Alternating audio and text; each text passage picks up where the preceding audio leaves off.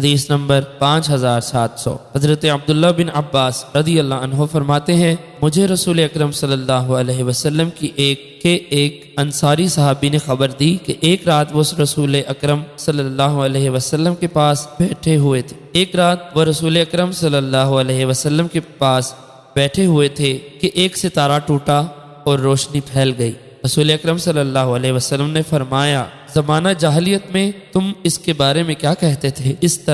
جب اس طرح ستارہ ٹوٹتا تھا انہوں نے عرض کیا یا رسول اللہ، انہوں نے عرض کیا اللہ اور اس کا رسول بہتر جانتے ہیں۔ ہم کہتے تھے کہ اس رات کسی بڑے آدمی کی پیدائش ہوئی ہے اور کوئی بڑا آدمی فوت ہوا ہے۔ رسول اکرم صلی اللہ علیہ وسلم نے فرمایا کسی شخص کی موت یا زندگی کی وجہ سے یہ نہیں ٹوٹتا، لیکن ہمارا رب جس کا نام برکت والا اور بلند ہے جب کسی بات کا فیصلہ کرتا ہے تو عرش کو اٹھانے والے فرشتے اس کی تسبیح بیان کرتے ہیں، پھر جو ان کے قریب آسمان کے فرشتے ہیں وہ تسبیح بیان کرتے ہیں، حتیٰ کہ اس دنیاوی آسمان والوں تک ان کی تسبیح پہنچتی ہے۔ پھر حاملین عرش کے قریب والے حاملین عرش سے کہتے ہیں تمہارے رب نے کیا کہا؟ تو وہ ان کو اس بات کی خبر دیتے ہیں جو اللہ تعالیٰ نے فرمایا۔ اسی طرح بعض آسمانوں والے دوسرے بعض کو خبر دیتے ہیں حتیٰ کہ وہ اس دنیاوی آسمان والوں تک پہنچتی ہیں، پھر جن اس کی ہوئی بات کو